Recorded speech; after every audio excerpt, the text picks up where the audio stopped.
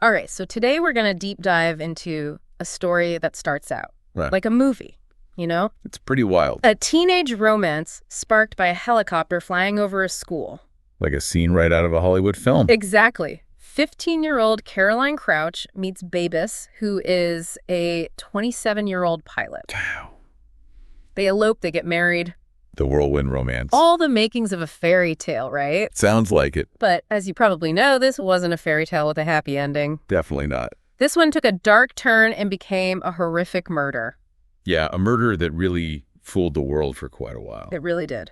So let's Let's break down it down. how this picture-perfect image started to crumble. Right? The date to keep in mind is Tuesday, May 11th, 2021, about 4:30 in the morning. Early morning. That's when we get the first sign of trouble. Yeah. The initial report of a home invasion comes in Glycanira, a suburb of Athens. And this is where the facade begins to crack, right? Absolutely. It was her husband, Babis, who called it in, claiming that he had been violently woken up in their home. A two-story house. Yeah, he described this really terrifying scene, 3 hooded men bursting in, armed with pistols. Overpowering him. Yeah, they overpowered him, tied him up, blindfolded him. Classic home invasion style. And then, according to this initial story, these intruders, they turned their attention to Caroline, who was only 19 years old at the time. Too young. And to make matters worse, their 11-month-old daughter was also in the house. Oh my God. Thankfully unharmed at that point. A truly horrifying situation. It is. And one detail that Babis mentioned right away that becomes super important later on is that these intruders spoke with both Greek and Albanian accents. Yeah, that's a detail that kind of sticks with you. It does. And their main demand, he said, was money. Okay, so robbery seems to be the motive here. So it seemed to really understand this tragedy, we need to know a little bit about Caroline. Yeah, let's talk about her. She was born in Athens in July of 2001. And she actually spent most of her childhood from the age of 8 on the island of Alonissos. Beautiful island. It sounds like a stunning place. And she really embraced that coastal life, loved scuba diving, loved swimming. It was actually during a Good Friday parade back in 2017 that she first met Babis. Now, she was 15 at the time. He was 27. A considerable age gap there. Right from the start. What are your initial thoughts on that kind of age difference in a relationship that forms so early? Well, such a significant age difference, especially when one person is still a teenager, often raises concerns about power dynamics. You've got different in life experience, maturity levels, and often financial independence. Right. And unfortunately, in some cases, this imbalance can become a breeding ground for controlling behaviors later down the line. That makes sense. And, thinking about it, even the grand gesture of the helicopter flight, while it might seem incredibly romantic to a young person, could also be viewed through the lens of this power dynamic. That's a really good point. Something to think about. Now, fast forward a few years, just before the murder, Caroline and Babis, they seemed to have these very positive plans for the future. Yeah, it seemed like they were moving forward. They had purchased land. Building their dream home. They were going to build their dream house. Caroline had even received a 50,000 euro gift from her parents. Wow, that's generous. To help make this happen. And here's another detail that seemed important early on. They kept about 10,000 euro in cash at home. Okay. Apparently, at that time, there was this lack of trust in Greek banks. Makes sense. So it was more common for people to keep larger sums of cash on hand. That detail about the cash is crucial because it provides an immediate and seemingly logical motive for the home invasion that Babs described. A robbery. Exactly. It fits his story and really helped shape that initial perception of the crime. So Babis told the police that the intruders were demanding money. Yeah. And he was so scared that he told them where it was hidden.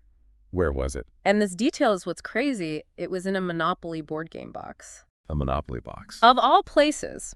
They took the cash, about 10,000 euro, and also jewelry worth around 20,000 euro. So they got away with a decent amount. But according to Babis, they didn't just take the money and run. What else happened? He said they continued to ransack the house. Oh, no. And while he was tied up and blindfolded, he could hear Caroline screaming. That's awful. And to make things even more chilling, he said that one of the intruders held a gun against their infant daughter. I mean, that detail about the firearm and the baby is just horrifying. Yeah, it's really disturbing. It really paints this picture of these ruthless, heartless criminals, just further reinforcing that idea of this violent external threat. So at this point, it seems like a pretty straightforward case of a robbery gone wrong. Exactly. Then Babbis goes on to describe the moment he regained consciousness. Okay. The intruders are gone, Okay. and he manages to reach his phone. Wow. And get this, he claims that even though he was still bound and gagged, he was able to call emergency services using his nose. Using his nose? He really emphasized how muffled and difficult this call must have been. That's a very specific detail. It is, and it definitely added to the perception of him as this helpless victim in this just terrifying ordeal. It's one of those details that just sticks with you. I can see why. When first responders finally arrived about an hour and a half later, around 6 a.m., the scene they found was just horrific. I can only imagine. The house was completely ransacked. Totally destroyed. Drawers, open belongings scattered everywhere, just as Babbis had described. Wow. And then there was the open Monopoly box. Right where you said the cash was? Exactly. And then they found the family's husky puppy, Roxy, strangled with her own leash hanging from the staircase. Poor Roxy. I know Babbis was found tied up in the main bedroom. And Caroline? And tragically, Caroline was dead on the bed. This is so sad. Their infant daughter was beside her, unharmed, and according to reports, she was even trying to wake her mother up. Oh my God, that image of the infant next to her deceased mother is just heartbreaking. It is, and it really played a huge role in that initial public reaction to this crime, amplifying the sense of tragedy and outrage. This is unimaginable. It was quickly determined that Caroline had been murdered. So sad. And Babbis, understandably, went into shock. Given the circumstances as they appeared. Right. Based almost entirely on his account and that initial assessment of the crime scene, the police began to form their initial conclusions. So what did they think happened? They believed that 3 intruders had entered the house. Okay. With a possible 4th person acting as a lookout outside. Right. They thought the entry point was a basement window after they were unsuccessful at the rear door. Okay. The theory was that they killed the puppy with its leash. Poor Roxy. I know. Then went into the main bedroom, ransacked it, took the money, and ultimately murdered Caroline by smothering her. And Babbis. They assumed that Babbis had been unconscious throughout the entire murder. So at this point, it's a pretty open and shut case. It seems like it, but it's important to remember that these initial conclusions were based almost entirely on Babbis's version of events and a very early interpretation of the scene. Right, they didn't have all the facts yet. Not at all. Later forensic details revealed that Caroline's death wasn't quick.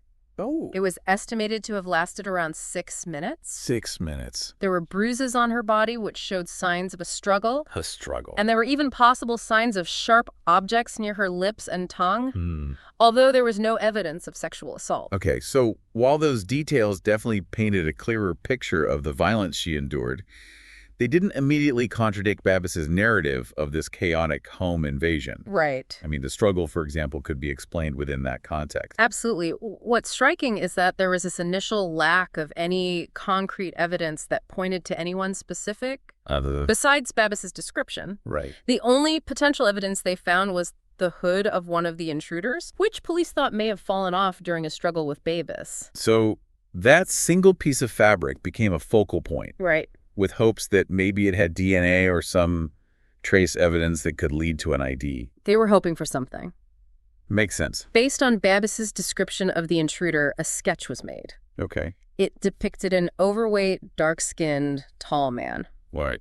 Babbis also said that the intruders had a black pistol and a silver Colt. Specific guns. So right away, you have a physical description, details about weapons, all pointing to these dangerous professional criminals that were unknown to the victim. Right, so the pieces seem to be fitting together. They do. The initial estimate of the stolen goods, the 10,000 euro in cash and 20,000 euro in jewelry, really solidified this idea of a robbery gone wrong. Yeah, makes sense. Most likely committed by experienced criminals who had somehow figured out that the family kept a lot of cash at home. Yeah, that assumption that these were seasoned criminals with prior knowledge of the cash really shaped the early investigation and public opinion. It did. But even early on, you could see the public questioning things. Yeah, what were they saying? The violence seemed excessive for a robbery. Right. Some people wondered if the intruders were on drugs. Which could explain the irrational behavior. Exactly. There was also the fact that Caroline was reportedly a black belt in kickboxing. Oh, wow. Leading some to speculate that she might have put up a fight and had to be silenced. Especially with that detail about the gun being held to the baby's head. Right. But despite these questions, the police seemed pretty certain that this attack was planned because of that knowledge of the hidden money. So they were focused on the robbery angle. Yeah, and these early questions from the public really highlight those inconsistencies and unanswered questions, even within Babis's initial story. They do. The brutality just seemed too much for a simple robbery. Yeah, it definitely raised red flags for some people. For sure. The investigators started by thoroughly questioning Babis's close friends and family. Okay, looking for any leads. Exactly. They also reviewed hours of security footage from nearby homes and businesses. Trying to find anything suspicious. They actually did find a dark-colored vehicle and a motorcycle near the house on the morning of the murder. Okay. So those were considered possible leads, but nothing really conclusive came out of it at that point. So more questions than answers. Right.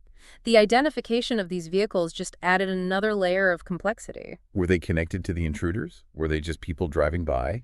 It's hard to say. Exactly. Yeah. Each new piece of information seemed to raise more questions than it answered. That's how investigations often go. It really is. Just 3 days after the murder, Caroline was buried on Alenesis. The island where she grew up?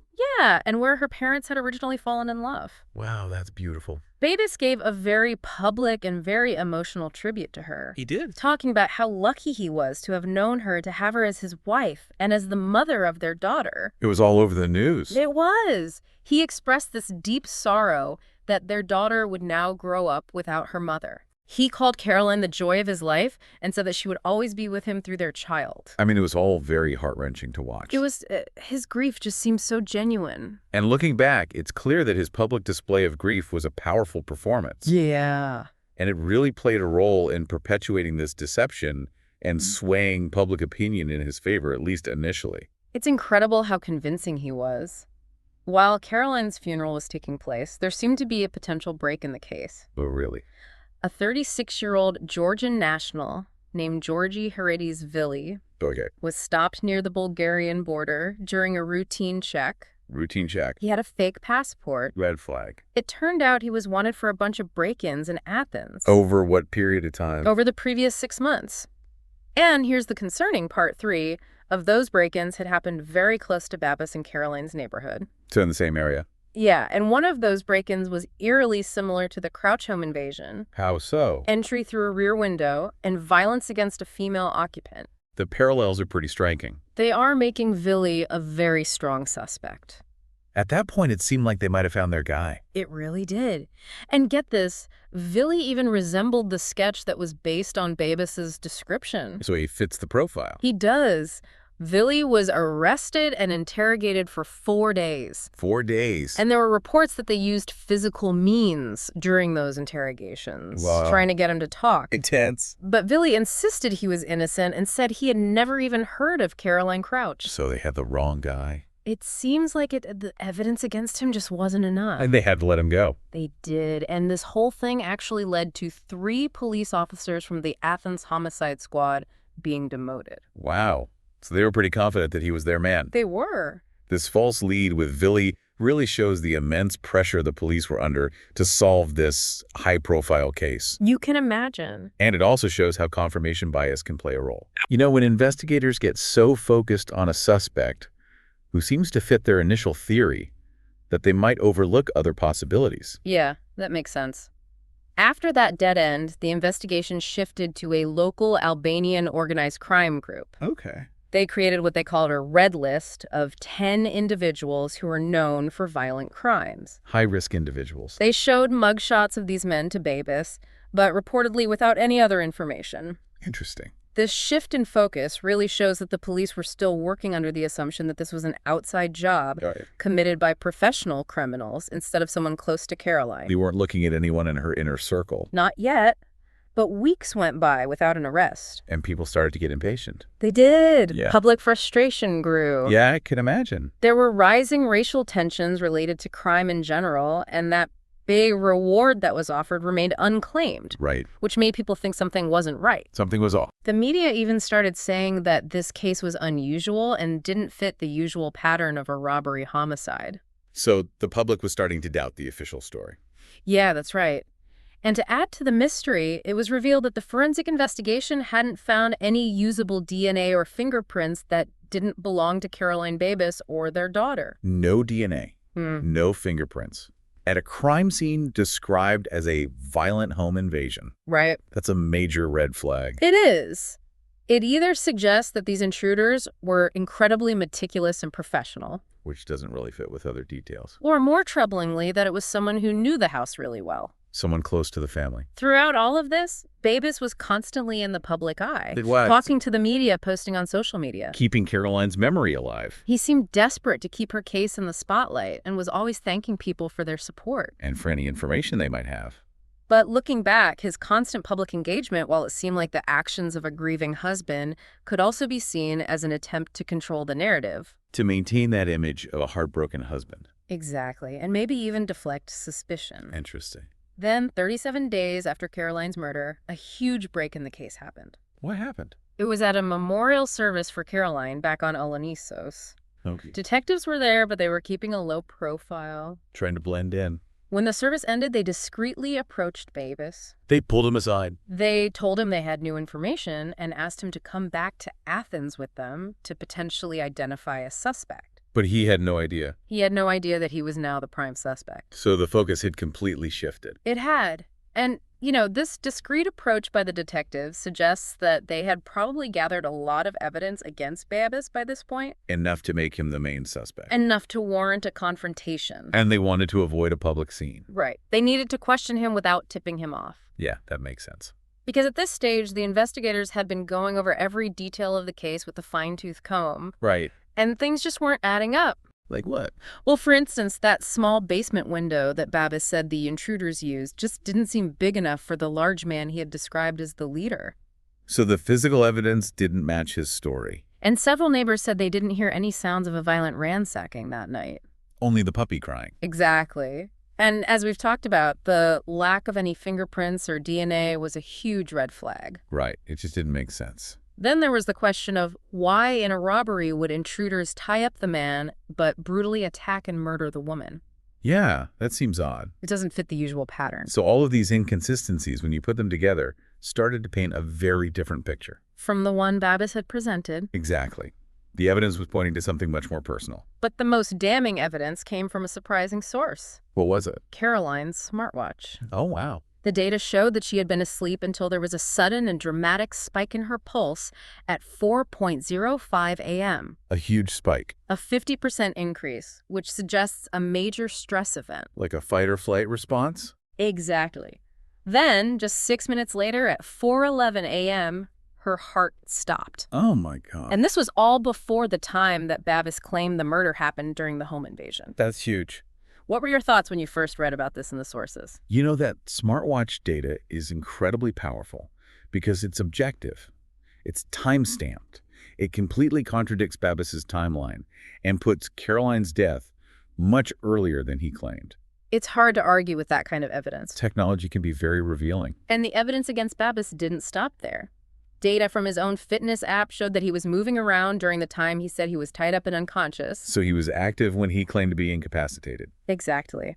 And to really test his story, the police even tried to reenact his claim of dialing emergency services with his nose while his hands were bound. Did it work? It was basically impossible. So another hole in his story. Right. The inconsistencies with his fitness tracker data and the failed reenactment really damaged his credibility. It made it seem like he was lying. It did.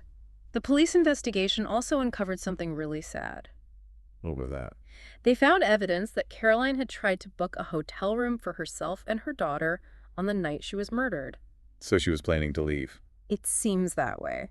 And even more tellingly, they found a text message she sent to a friend.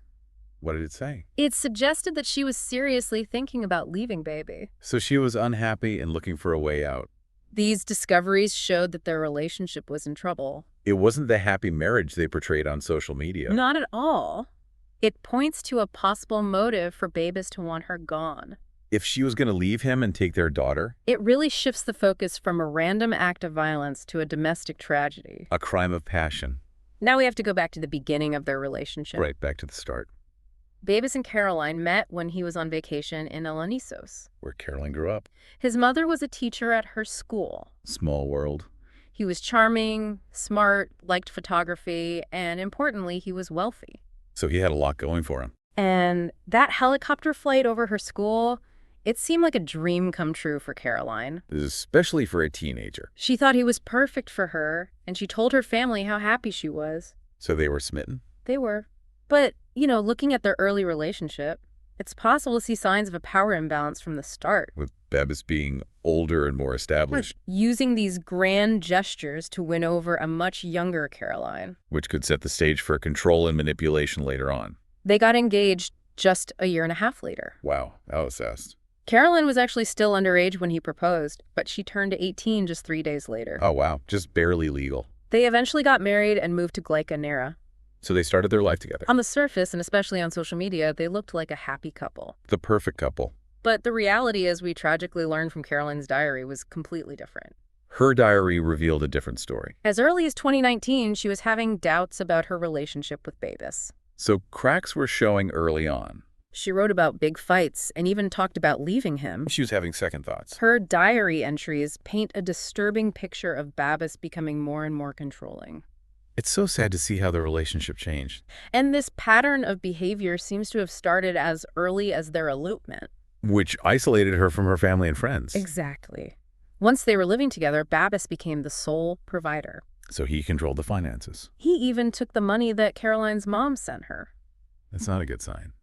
One diary entry reads, "I love Babis so much that I can't leave him even though this relationship hurts me deeply." That's heartbreaking. It really shows how trapped she felt. That's a classic sign of an abusive relationship. The love and pain are just intertwined, and it makes it incredibly difficult to leave. It's a vicious cycle. She also wrote about a tearful confrontation where she wanted to leave but stayed because she was pregnant. Oh, wow. And an entry after their daughter was born in July 2020 is just devastating. What did she write?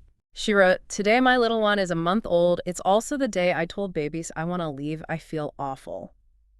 That's just so sad. Her diary also mentioned a house in Halandri, Athens, which might have been where she was planning to go. So she was actively looking for a way out. It seems like it's just a tragic transformation from what started as a fairy tale. It's like a nightmare. Caroline's love story had become, as she put it, an abyss filled with pain, horror, despair, and a sense of being estranged. And she couldn't escape. It's truly heartbreaking. And phone records from just hours before her death show how bad their relationship had become. So they were arguing right up until the end. They were. The messages were full of arguments and conflict, confirming just how unhealthy their relationship was. It's just tragic. It is.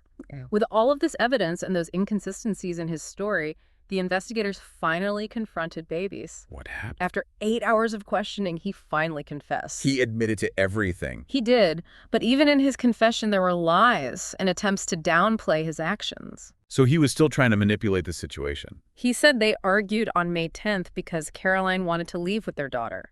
Okay. He claimed he lost control after she supposedly threw their baby into the crib and then hit him. He was blaming her for his actions. Babis then confessed to strangling Caroline and smothering her with a pillow all while their baby was in the room. That's just horrifying. It is. He then admitted to staging the whole thing to look like a home invasion. So he killed a dog. He did. He killed Roxy, placed the baby next to Caroline's body, and tied himself up. He thought of everything. He went to great lengths to cover his tracks. He even said that he deserved punishment, but still tried to blame Caroline for his instability. So even in his confession, he was still trying to make himself look like the victim. Right. It's just so messed up. It really is. The tragic irony is that their daughter is growing up without her mother because of the man she loved. It's just heartbreaking. The case was called The Murder That Fooled the World because Babis was so sure he could get away with it. And for a while, it seemed like he might. But he failed to destroy all the evidence. Like the smartwatch data. Right. In May 2022, he was convicted of premeditated murder, perverting the course of justice, providing false testimony, and animal abuse. Justice was served. It was, but it doesn't bring Caroline back or erase the impact this will have on her daughter and her family. The pain will never truly go away.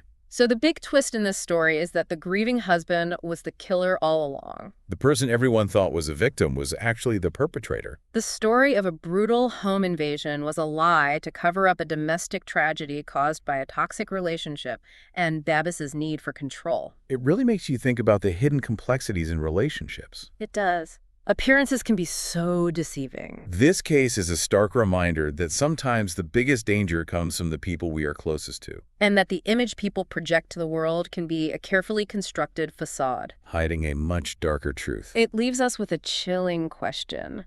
How well do we really know those closest to us?